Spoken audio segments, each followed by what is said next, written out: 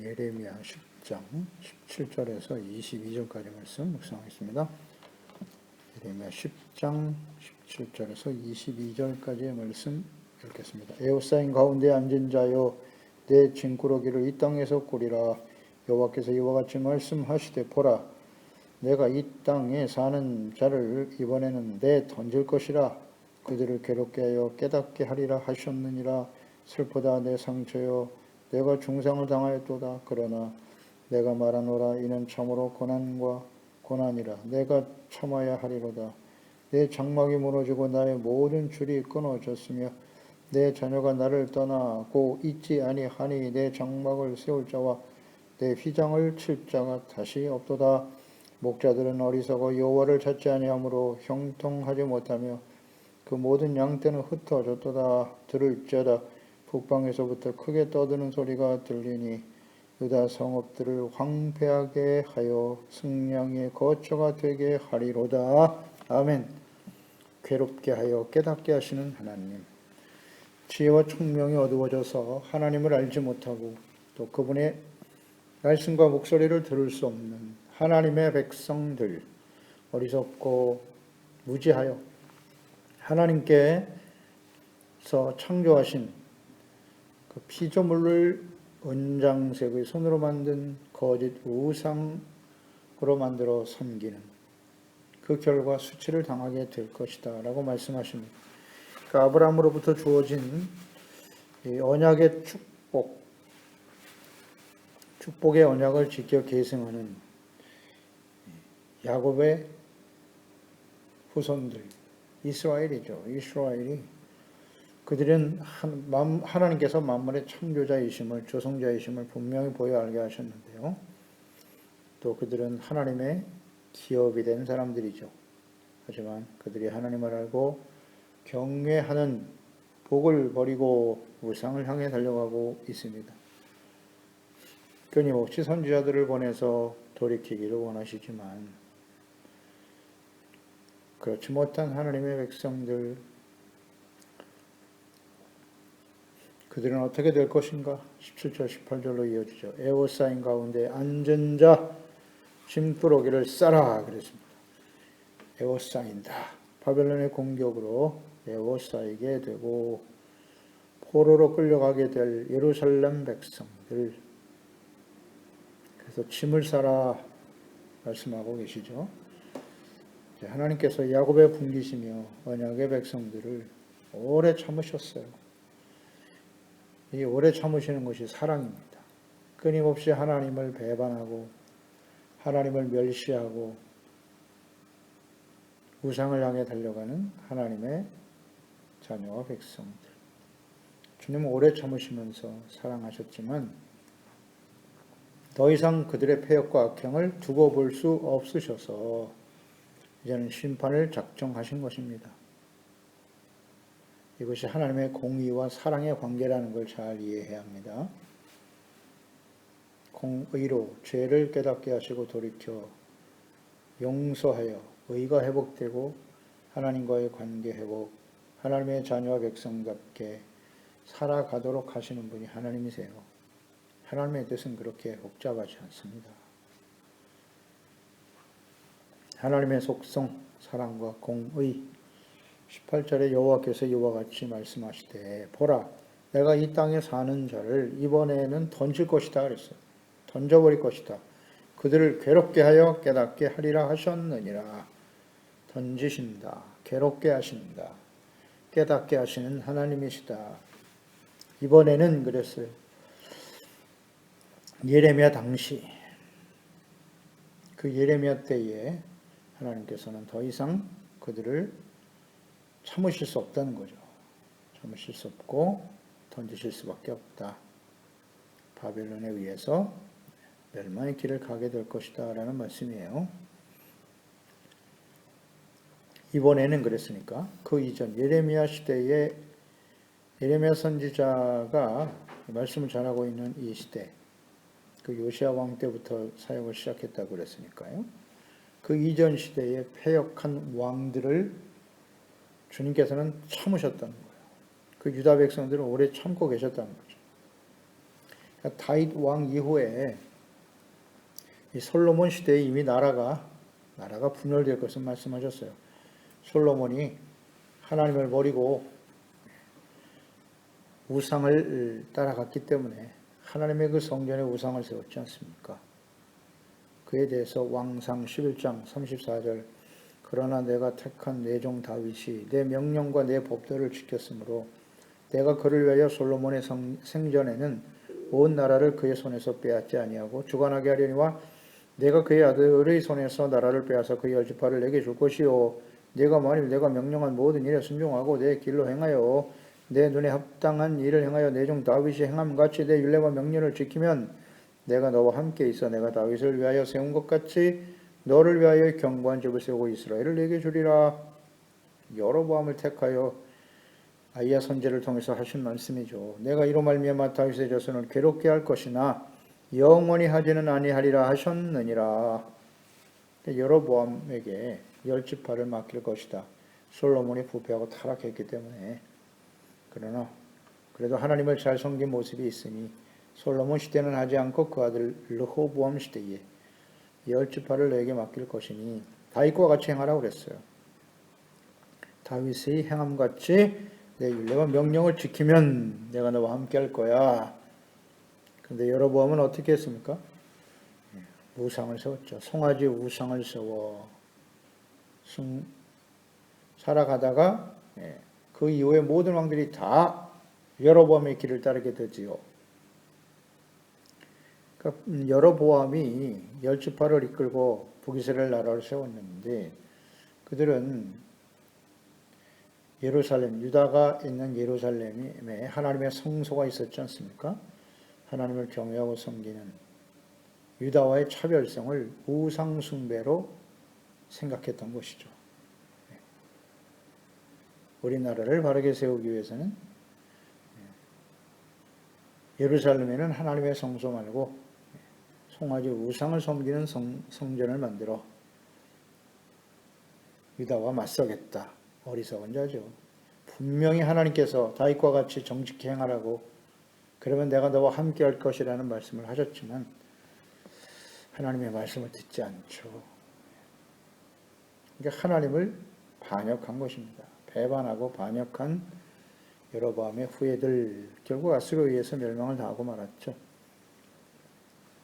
유다의 왕들도 그와 같이 이스라엘의 길을 가게 되었다는 거죠. 그러니까 그 이전에도 이미 패역했다. 우시아 왕, 그 이전에도 계속 거슬러 올라갈 수 있겠지만 지금 예레미야 시대에로부터 생각을 해보면 우시아 왕이 하나님을 잘 섬겼으나 교만해졌죠. 그래서 제사장만이 할 수 있는 그 분향을 스스로 성소에 들어가서 분향하다가 문둥병에 걸려 죽었습니다. 그 아들 요담에 이어서 아하스 왕은 성전에 우상의 제단을 쌓아 범죄했죠. 가장 또 패역한 모습 중에 하나였어요. 이 아하스 왕이 얼마나 우상을 많이 섬겼는지. 그래서 하나님이 그를 제하고 히스기야 왕을 세웠어요. 그는 하나님을 경외하였으나 그의 아들 므낫세와 같은 또 패역한 아들을 왕으로 삼고 말았죠. 그런 므낫세는 아버지가 없앤 우상을 다 끌어다가 성전에 세우고 패역을 일삼았습니다. 그의 아들 아몬에 의해서 지금 요시아 왕으로 이어질 때까지죠. 하나님이 참고 계신 겁니다. 계속 선지자를 보내셔서 이사야를 보내셨고 선지자들을 보내서 돌아오라고. 그러나 이제 하나님이 오래 참으셨지만 이번에는 그랬죠. 더 이상 참으실 수가 없다. 그래서 던져버릴 것이라고 말씀하십니다. 북이스라엘을 던져버리신 것처럼 유다 너희들도 던져버릴 수밖에 없어. 그리고 지금 예레미야를 보내서 이 말씀을 하시면서 마지막 기회를 주고 계신 거죠. 돌이킬 수 있는 마지막 기회. 주님께서 그들을 괴롭게 하여 깨닫게 하리라라는 말씀하셨죠. 그들 북이스라엘의 길을 따르고 있는 예루살렘 유다 백성들 괴롭게 하신다. 즉 환난과 시련을 통해서 그들을 연단하시고 자신들의 죄악을 깨닫고 돌이켜 하나님의 거룩한 백성으로 회복시킬 목적으로 바벨론의 침공과 포로 생활을 계획하셨다. 그런 의미입니다. 그러니까 하나님의 자녀 백성들에게 이렇게 괴로움을 당하는 일, 환난과 시련이 다가오는 목적이 무엇이냐, 이유가 무엇이냐 깨닫고 돌이키도록 하기 위해서 그 이상도 이하도 아니에요. 둘 중에 하나죠. 프로에바이거나 텐타시온이거나. 프로에바는 역시 연단이죠. 우리의 잘못을 깨닫고 돌이켜 더욱더 성숙하고 온전한 하나님의 자녀가 되게 하시기 위함이고, 죄를 깨닫고 돌이키면 더 온전해지는 것이고, 죄가 없는 사람은 아무도 없으니까. 그러나 텐타시온은 돌이키질 못하죠. 돌이키질 못해요. 마음이 완고하고 완악하여 책망과 교훈을 받지 아니하고 끊임없이 악을 향해 달려가다가 하나님의 진노 앞에 서게 되더라. 그것이 혼란에 나타난 하나님의 뜻이에요. 괴롭게 하여 깨닫게 하신다. 죄를 깨닫는 것입니다. 자신들이 얼마나 하나님 앞에 심각한 죄인인가를 깨닫고 애통할 수 있는 것이 복이에요. 그게 겸손이죠. 자백하고 시인하고 그게 복입니다.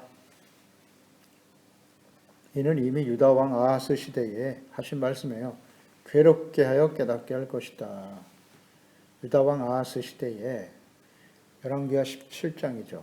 1절로 2절에 보면 유다 왕 아하스 제12년에 엘라의 아들 호세아가 사마리아에서 이스라엘 왕이 되어 9년간 다스리게 되는데 마지막 왕이죠. 북이스라엘. 여호와께서 보시기에 악을 행하였으나 다만 그전 이스라엘 여러 왕들과 같이 하지는 아니하였더라. 16절 20절로 이어지죠. 그들이 하나님 여호와의 모든 명령을 버리고 자기들을 위하여 두 송아지 형상을 부어 만들고 또 아세라 목상을 만들고 하늘의 일호 성신을 경배하며 또 바알을 섬기고 또 자기 자녀를 불 가운데 지나게 하며 복술과 사수를 행하고 스스로 팔려 여호와 보시기에 악을 행하여 그를 경노하게 하였으므로 여호와께서 이스라엘에게 심히 노하사 그들을 그의 앞에서 제거하시니 오직 유다 지파 외에는 남은 자가 없으니라. 호세아 왕 때 아수르에 의해서 멸망을 당했죠. 19절에 유다도 그들의 하나님 여호와의 명령을 지키지 아니하고 이스라엘 사람들이 만든 관습을 행하였으므로 여호와께서 이스라엘의 온 족속을 버리사 괴롭게 하시며 노략군의 손에 넘기시고 마침내 그의 앞에서 쫓아내시리라. 유다도 북이스라엘의 길을 따라가게 될 것이다. 미리 말씀하셨잖아요. 열왕기하 17장에. 호세아 왕 시대, 아하스 왕 시대잖아요. 이때가. 멸망을 향해 달려가고 있던 그때에 이스라엘의 온 족속을 기르잖아요. 유다도 거기를 갔기 때문에 북이스라엘과 유다 모두 이스라엘의 온 족속을 버리시고 괴롭게 하실 것이다. 노략군 바벨론에 의해서 쫓아내실 것이다. 넘기실 것이다. 이미 말씀하신 바를 지금 예레미야 시대에 다시 한번 강조하신 것이죠. 그러니까 하나님의 뜻은 이미 성경에 하나님이 이미 말씀하신 바를 다시 확인해 주시는 거예요. 재차 확인해 주시고 하나님의 백성들로 하여금 깨닫고 돌이킬 수 있도록 하신다. 항상 말씀하시고 미리 말씀하시고 행하시는 분이 하나님이시지요.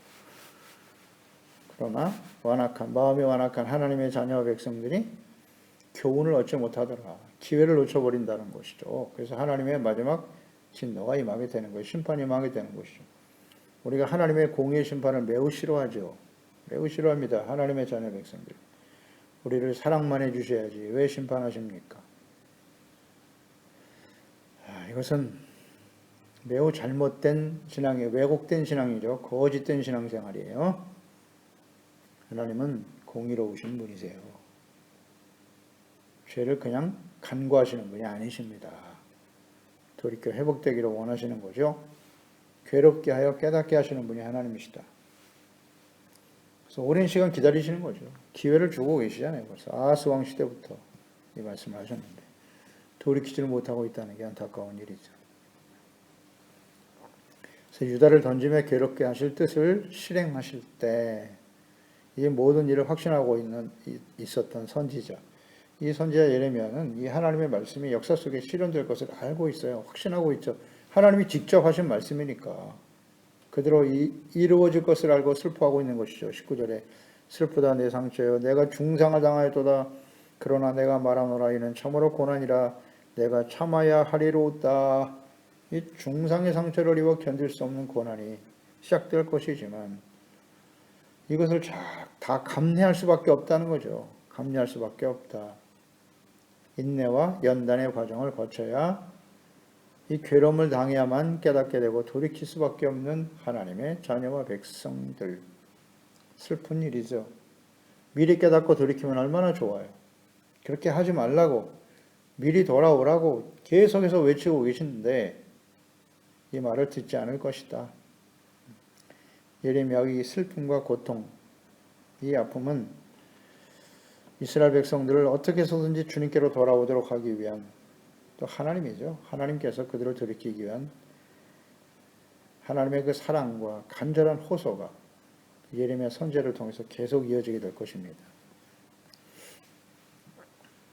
20절에 내 장막이 무너지고 나의 모든 줄이 끊어졌다. 내 자녀가 나를 떠나가고 있지 아니하니 내 장막을 세울 자와 내 휘장을 칠 자가 다시는 없도다. 바벨론의 침공으로 인해서 모든 장막이 무너지고요. 휘장을 칠 만한 사람이 없다. 자녀가 떠나가고 있지 않다. 다 자녀들이 죽임을 당하게 되는 거예요. 장사를 지내줄 자식도 없고 무너진 그 장막을 다시 세울 후대가 없다는 거. 후대. 다 끊어져 버릴 것이다. 절망이죠. 절망입니다. 다시는 회복될 수 없는 예루살렘. 그래서 하나님께서 괴롭게 하는 시간이죠. 70년간의 연단의 시간 동안 예루살렘은 사람이 살 수 없는 폐허가 될 것이기 때문에 슬퍼할 수밖에 없는 선지자의 마음. 하나님의 마음이시기도 하죠. 21절에 목자들은 어리석어 여호와를 찾지 아니하므로 형통하지 못하며 그 모든 양떼는 흩어졌도다. 목자와 양떼. 이스라엘과 유다를 하나님과 그분의 다스림을 받는 하나님의 나라 의의 거룩한 백성들이 되도록 이끌어야 할 목자들. 계속 언급되었듯이 왕들, 제사장, 그리고 선지자들 있죠. 이들이 배역하여 여호와를 찾지 아니함으로 하나님을 찾지 않았다는 것. 거짓되고 헛된 우상을 섬기게 한 결과 형통하지 못하고 포로가 되어 흩어지게 되는 것입니다. 이것이 하나님의 뜻이죠. 하나님의 언약의 백성들이 왜 이방인에게 짓밟혀 흩어질 수밖에 없었는가. 이 역사적 교훈을 깨닫지 못하고 하나님의 아들 예수 그리스도를 직접 보내셔서 이 배역한 유다 백성들이 어떻게 했습니까? 예수님을 율법을 어기는 죽어 마땅한 죄인으로 여겨 십자가에 못 박아 버렸잖아요. 버렸어요. 하나님이 보내신 그리스도를 버렸습니다. 어떻게 되었나요? 로마에 의해서 멸망을 당해 온 세상에 흩어져 나라가 없이 떠돌게 되었죠. 2000년 동안이나. 이 역사를 통해서 교훈을 얻지 못해요. 교훈을 얻지 못해요. 하나님께서 마지막 기회를 주시고 계신 거죠. 이스라엘의 회복과 지금 70년의 세월이 흘러가고 있는데요. 이스라엘과 이방인 중에 구원받은 그리스도인들, 하나님의 자녀들이 하나님께 돌아올 수 있는 마지막 기회입니다. 기회를 주고 계신 것이에요. 그래서 마지막 심판이 인류의 역사 속에 이 땅에 이루어질 것이니 저희들 하나님을 찾으라는 거죠. 그러니까 멸망의 원인이 패역한 목자들이요.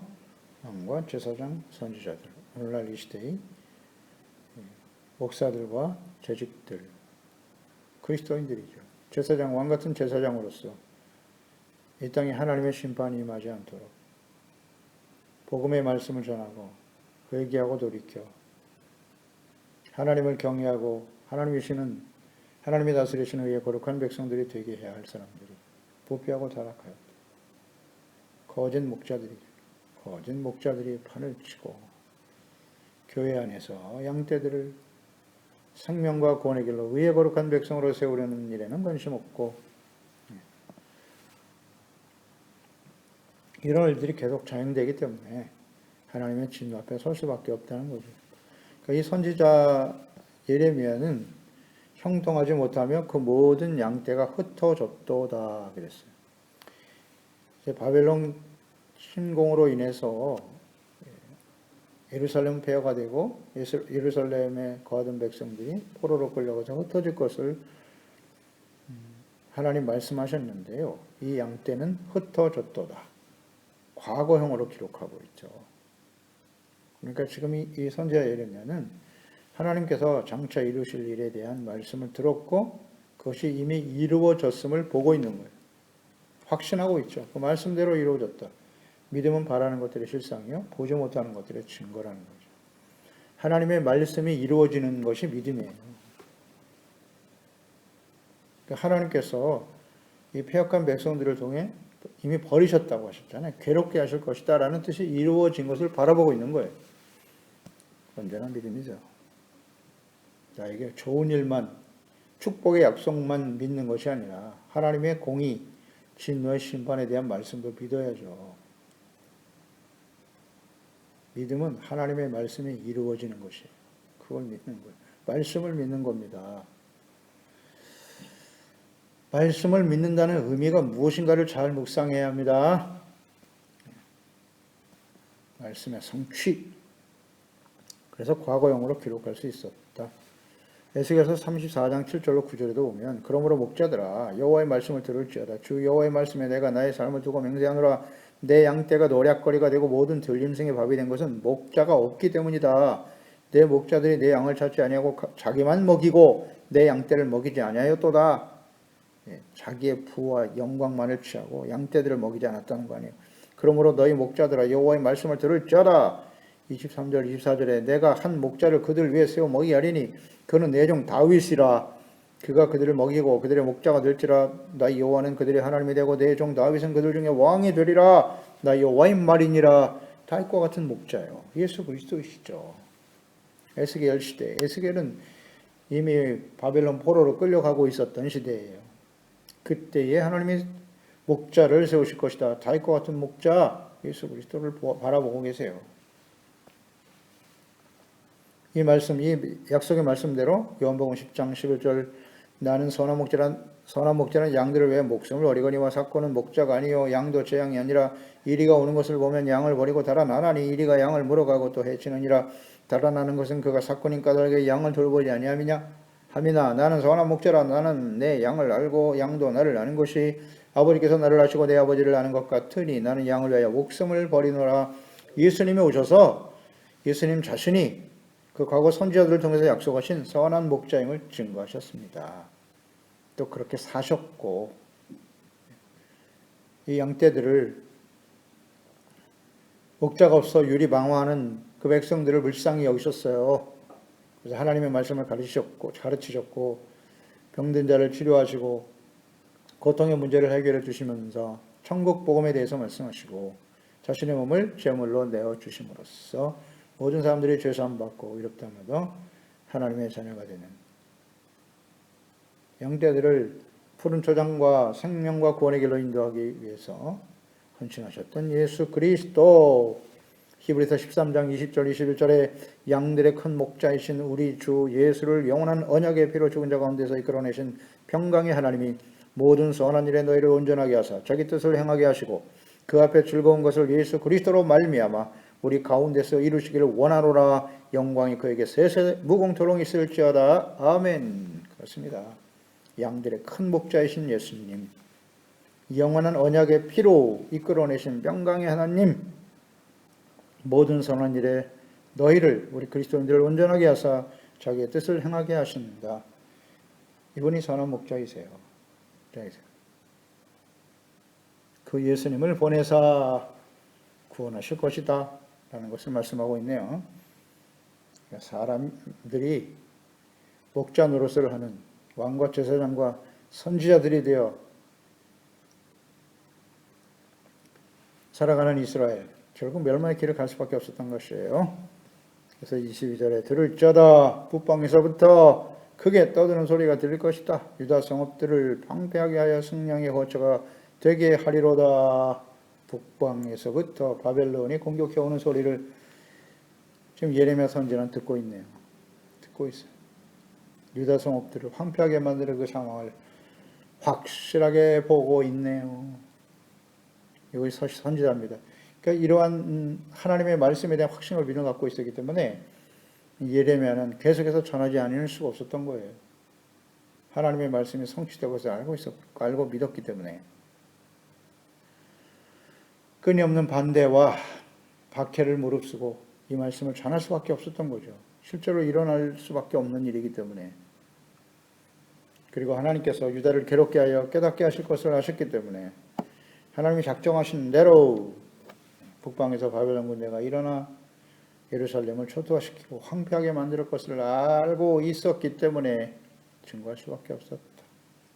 그렇습니다. 하나님은 환난과 시련, 징계를 통해서 우리의 죄를 깨닫게 하는 거예요. 뭘 깨닫게 하는 겁니까?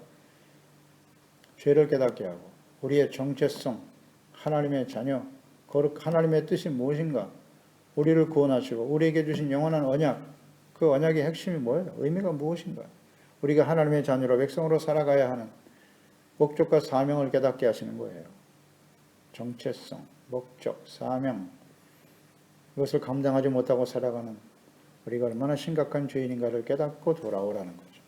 하나님과의 관계 회복, 사명과 우리의 삶의 목적에 대한 회복, 이걸 깨닫게 하시는 무엇을 통해서? 환난과 징계를 통해서. 그래서 장차 이루실 마지막 심판 때를 살아가는 이 시대, 요한계시록에 나타난 하나님의 공의의 시련이잖아요. 마지막 심판인데 이것을 우리가 알고 믿는다면 어떻게 해야 되겠습니까?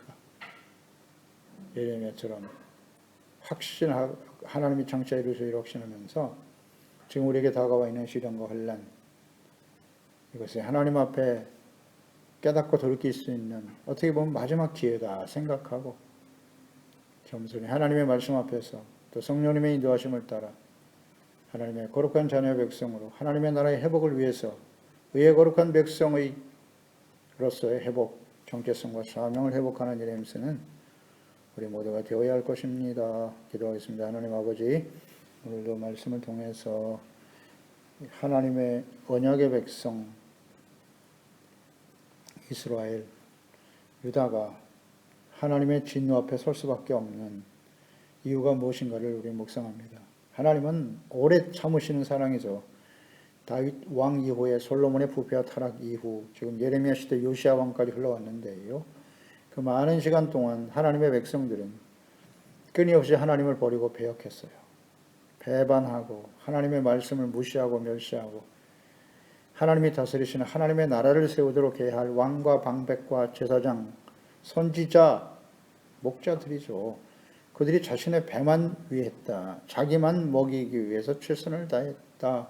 양떼들은 우상숭배의 죄악 가운데 멸망을 당하든 말든 자신들이 다스리는 자신의 권력을 유지하기 위해 애썼던 하나님의 자녀 백성의 목자들, 지도자들. 오늘 이 시대도 마찬가지죠. 그들 때문에 하나님의 백성들은 하나님의 진노 앞에 설 수밖에 없었다는 것입니다. 이러한 일들이 오늘날 이 시대의 교회와 그리스도인들 가운데도 그대로 이루어지고 있네요. 오래 참으시는 하나님, 정말 오래 참고 계시죠. 예수님을 보내신 지 지금 2000년의 세월이 흘렀어요. 마지막 심판이 임박한 시대로 우리가 살고 있습니다. 그러므로 우리는 어떤 사람이 되어야 마땅하겠는가? 다시 한번 생각하세요. 사게 하세요. 그 선한 목자이신 예수 그리스도를 통해서 우리를 구원하신 하나님의 뜻을 잘 깨닫게 하세요. 여호와를 찾지 않음으로 그랬습니다. 그러니 우리는 부지런히 하나님의 말씀, 예수 그리스도와 하나님을 통해서 이루실 하나님의 구원의 언약을 소중하게 여기고 말씀을 또 하나님의 뜻을 잘 찾아 깨달아 이 다가오는 시련과 어려움을 통해서 하나님의 나라와 의를 먼저 구하는 우선순위의 회복, 정체성과 사명의 회복을 통해서 이 마지막 때에 죽어가는 많은 멸망을 향해 달려갈 수밖에 없는 사람들을 생명과 구원의 길로 인도하는 일을 쓰임받는 우리 모든 지체 가족들 자녀들이 되게 하소서. 예수님의 이름으로 기도드립니다. 아멘.